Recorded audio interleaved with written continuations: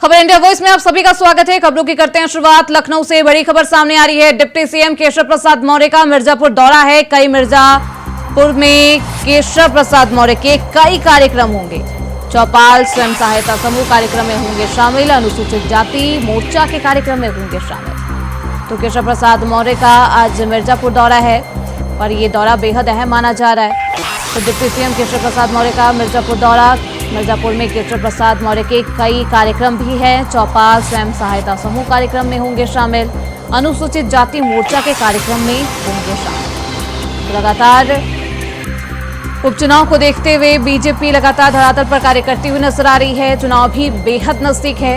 ऐसे में भारतीय जनता पार्टी लगातार सक्रिय है और आज मिर्जापुर दौरे पर होंगे उप मुख्यमंत्री केशव प्रसाद।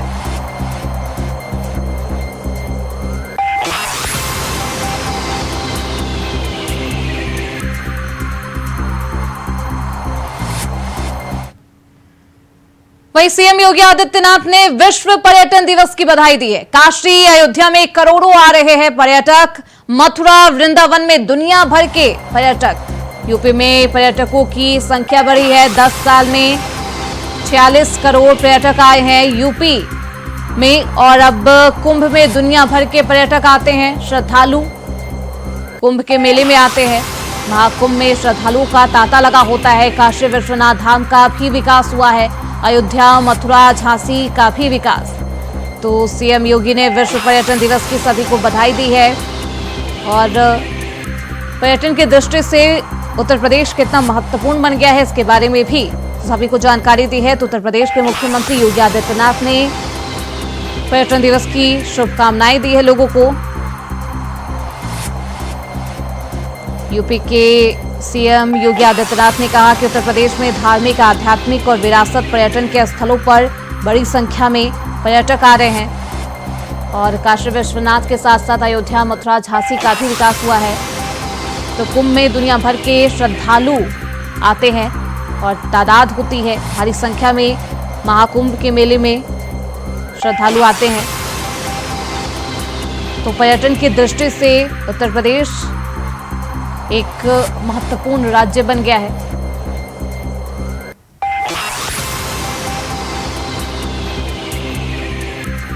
तो काशी अयोध्या में करोड़ों के पर्यटक आ रहे हैं। मुख्यमंत्री ने पर्यटन दिवस की शुभकामनाएं प्रदेशवासियों को दी है और बताया है कि पर्यटन की दृष्टि से उत्तर प्रदेश कितना महत्वपूर्ण बन चुका है और क्या कुछ बदलाव उत्तर प्रदेश में आए हैं, किस तरीके से अब आकर्षण का केंद्र बन चुका है उत्तर प्रदेश। आज मुझे प्रसन्नता है कि भारत की आध्यात्मिक और धार्मिक परंपरा से जुड़े हुए हृदय स्थल उत्तर प्रदेश आज पूरा देश ही नहीं बल्कि दुनिया को अपनी ओर पर्यटन की दृष्टि से लुभाने में सफल हुआ है। आदरणीय प्रधानमंत्री श्री नरेंद्र मोदी जी के विजनरी नेतृत्व में गत वर्ष उत्तर प्रदेश के अंदर 46 करोड़ से अधिक पर्यटक उत्तर प्रदेश के अलग अलग धार्मिक आध्यात्मिक और इको टूरिज्म के या हेरिटेज टूरिज्म से जुड़े हुए साइट का भ्रमण किया है। ये जो पर्यटक हैं ये केवल उत्तर प्रदेश के अंदर केवल पर्यटन की दृष्टि से नहीं आते बल्कि यह उत्तर प्रदेश के अंदर रोजगार सृजन में भी इनकी एक बड़ी भूमिका है। मुझे प्रसन्नता।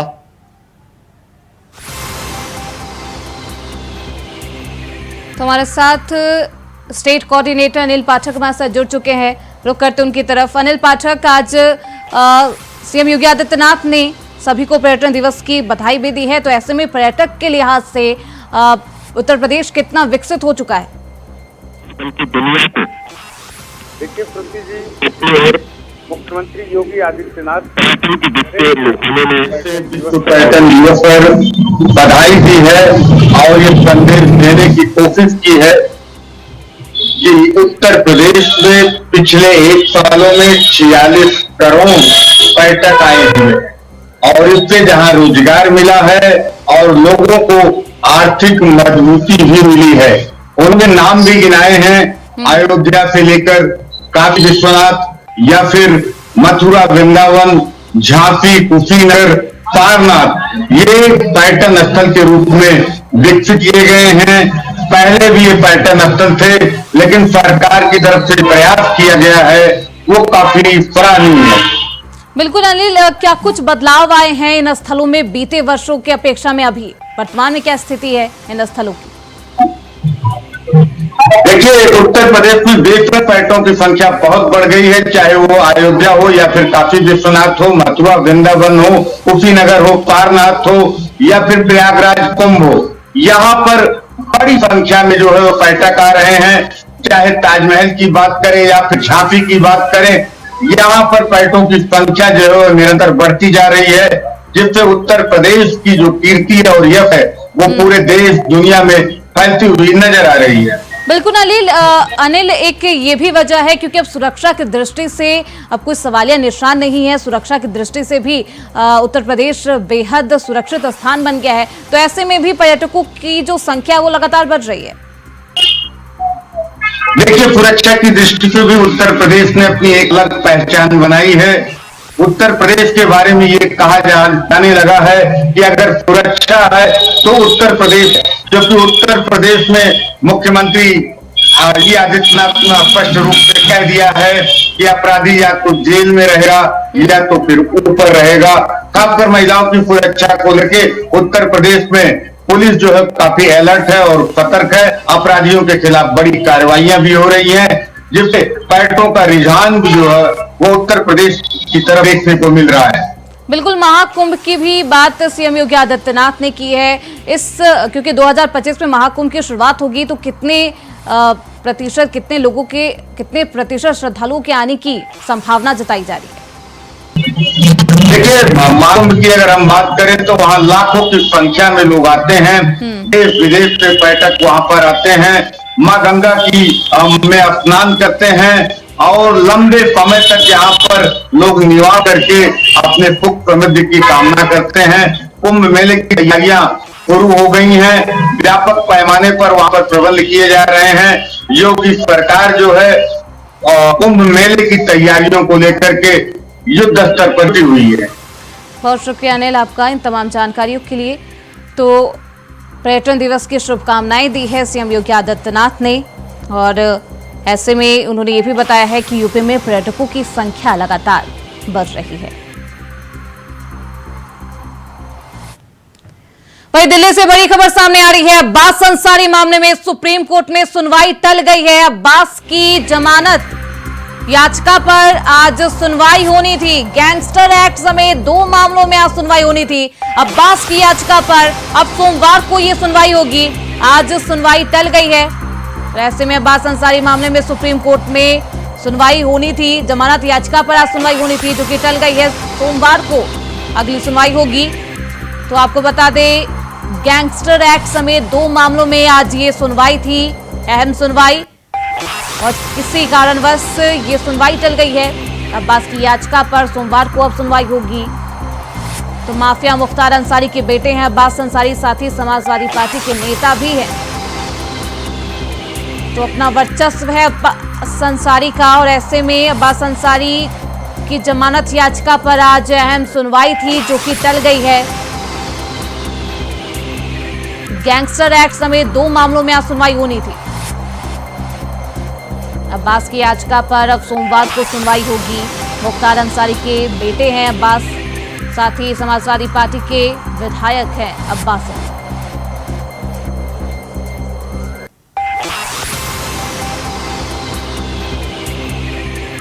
तो अब्बास अंसारी मामले में सुप्रीम कोर्ट में सुनवाई टल गई है। अब्बास की जमानत याचिका पर आज सुनवाई होनी थी, अब सोमवार को ये सुनवाई। वहीं राज्यसभा में क्रॉस वोटिंग करने वाले बागी एमएलए राकेश प्रताप सिंह ने बड़ा बयान दिया है। कहा है, मैं अमित शाह, सीएम योगी के संपर्क में हूं। समाजवादी पार्टी के कई एमएलए शाह सीएम के टच में हैं। सीएम से मिलने वाले विधायकों में सबसे ज्यादा समाजवादी पार्टी के विधायक रहते हैं। भविष्य में उन्हें दरकिनार किया गया तो वह राजनीतिक निर्णय लेंगे।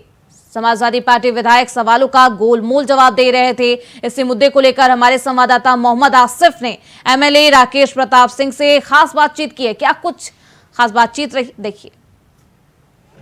चुनाव के बाद बागियों की सूची में राकेश प्रताप सिंह का भी नाम सामने आया था और जिस तरह से अब आने वाले 27 के चुनाव में समाजवादी पार्टी लगी हुई है, बीजेपी भी लगी हुई है। हमारे साथ मौजूद हैं गौरीगंज के सपा विधायक राकेश प्रताप सिंह जी, जिनसे बात करने की कोशिश करते हैं कि समाजवादी पार्टी के नज़रियों को आप किस तरह देख रहे हैं। समाजवादी पार्टी का नज़रिया समाजवादी संगठन देखेगा।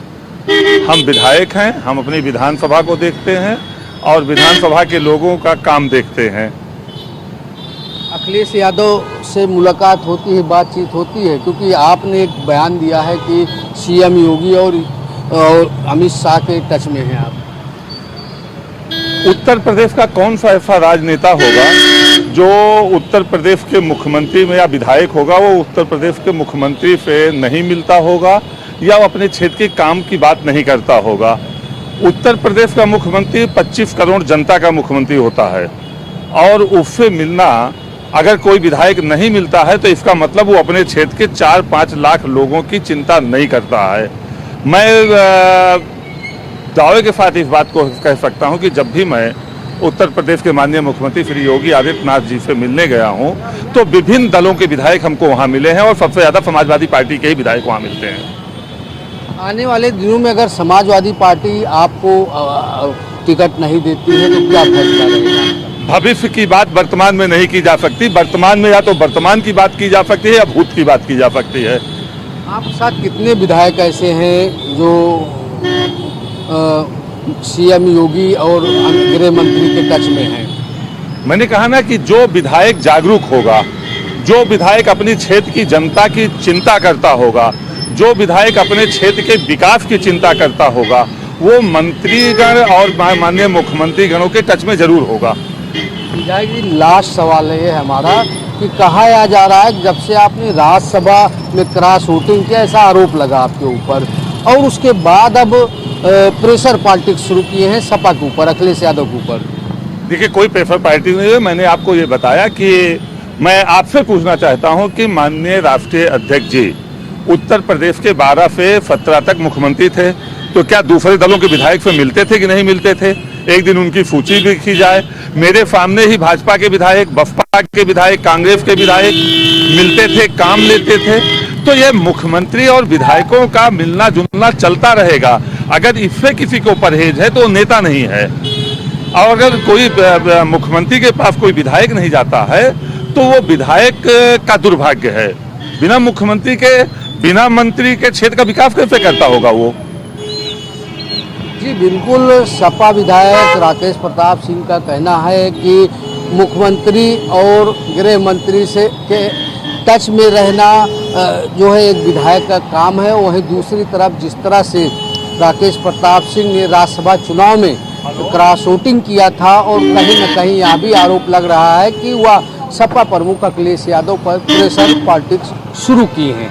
फिलहाल आने वाले दिनों में राकेश प्रताप सिंह सपा के पाले में रहते हैं या बीजेपी की तरफ जाते हैं, यह समय ही बताएगा। सहयोगी राहुल पाठक के साथ Asif Beg, India Voice, Lucknow.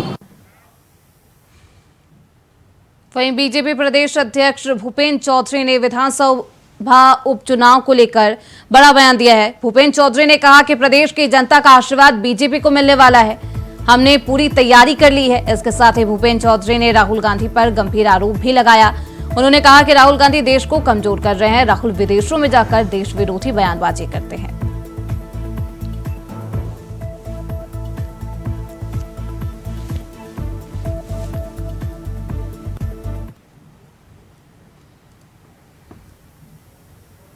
UP में भारतीय जनता पार्टी में संगठन की दृष्टि से हम लोगों ने पूरी तैयारी कर ली और हमने उन विधानसभाओं को सदस्यता अभियान में भी फोकस करा और अधिकतम सदस्यता का लक्ष्य, घर घर सदस्यता के लिए संपर्क करना, ये हमने पूरी तैयारी कर ली। जैसे भी आचार संहिता लगेगी, हम प्रत्याशी चयन की प्रक्रिया को आगे बढ़ाकर और बहुत जल्दी प्रत्याशी घोषित करके योगी जी के नेतृत्व में चुनाव लड़ेंगे। और मुझे विश्वास है कि उत्तर प्रदेश की महान जनता का आशीर्वाद योगी जी को और बीजेपी को मिलेगा। राहुल गांधी का समाज में जातीय द्वंद्व, टकराव, भाषा के नाम से विवाद और देश को कमजोर करने की साजिश के साथ लगातार कांग्रेस काम कर रहा है। और जिस प्रकार का व्यवहार राहुल गांधी का है, जिस तरह की बयानबाजी, देश विरोधी बयानबाजी विदेशों में जाकर राहुल गांधी करते हैं, तो उनके चरित्र को और कांग्रेस के एजेंडे को प्रदेश की, देश की जनता समझ चुकी है और काट की हांडी बार बार नहीं चढ़ती। अब इन तौकीर रजा जैसे लोगों के बयानों को बहुत गंभीरता से लोग लेते नहीं और ये समाज में नफरत पैदा करने वाले लोग हैं। लेकिन उत्तर प्रदेश की जनता इस तरह के बयानों को बहुत गंभीरता से लेती नहीं और जिस प्रकार का उत्तर प्रदेश का वातावरण है, इनका एजेंडा, जो इनका निगेटिव एजेंडा है इस तरह के लोगों का, तत्वों का, वो उत्तर प्रदेश की जनता समझ चुकी। वही खबर मथुरा से है, जहां बारिश का कहर देखने को मिला है। बता दें कि प्राथमिक विद्यालय की एक कमरे की छत भरभरा कर गिर गई। वहीं हादसा देख आसपास के लोगों में दहशत का माहौल है, जिसके बाद लोगों ने स्कूल प्रिंसिपल को इसकी सूचना दी। पूरी घटना मथुरा के एक प्राथमिक विद्यालय की बताई जा रही है। तो बारिश के कहर की वजह से स्कूल का छत गिर गया है। हालांकि कोई हादसा नहीं हुआ, कोई हताहत नहीं हुई, क्योंकि स्कूल की छुट्टी थी।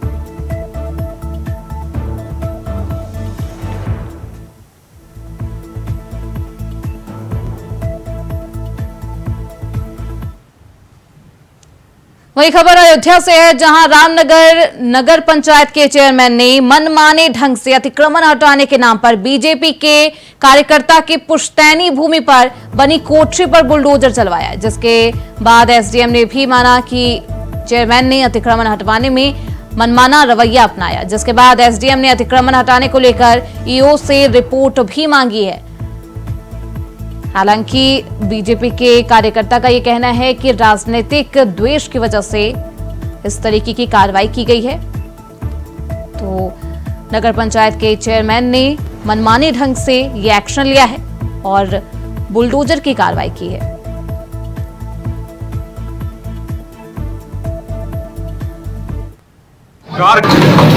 मैं इंद्रमणि उपाध्याय, भारतीय जनता पार्टी का जिला पदाधिकारी हूँ। आज हमारे घर पे पिताजी भी नहीं थे, बड़े पिताजी भी नहीं थे, तो रामनगर चेयरमैन के द्वारा राजनीतिक विद्वेष में जो नगर निकाय चुनाव में भारतीय जनता पार्टी के प्रत्याशी को सपोर्ट किया था, तो इस वजह से एक और राजनीतिक इनका विद्वेष था। इसलिए आज पूरा ये एक तरफा कार्रवाई करते हुए पूरा हमारा घर गिराने का कार्य किया इन्होंने। रामनगर चेयरमैन रामचरण पाठक जी का एक कार्य थे जो बहुत अनैतिक हुआ।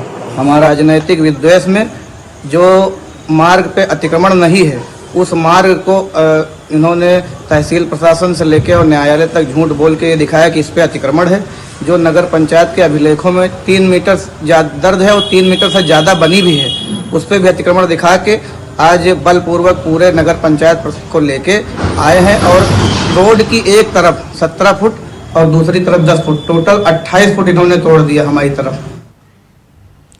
वहीं मथुरा के गोवर्धन में करोड़ों की लागत से बहुउद्देशीय हब बनेगा। जमीन अधिग्रहण के लिए गोवर्धन में बहुउद्देशीय हब के निर्माण के लिए भूमि अधिग्रहण धनराशि दी गई है।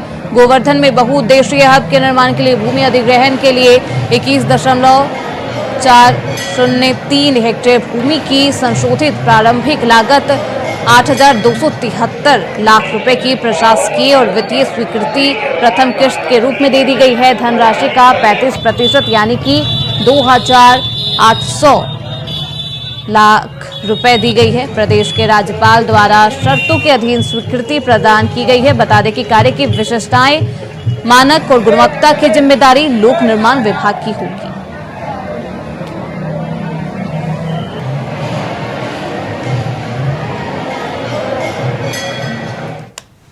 इसी के साथ इस बुलेटिन में बस इतना ही। देखते रहिए इंडिया वॉइस।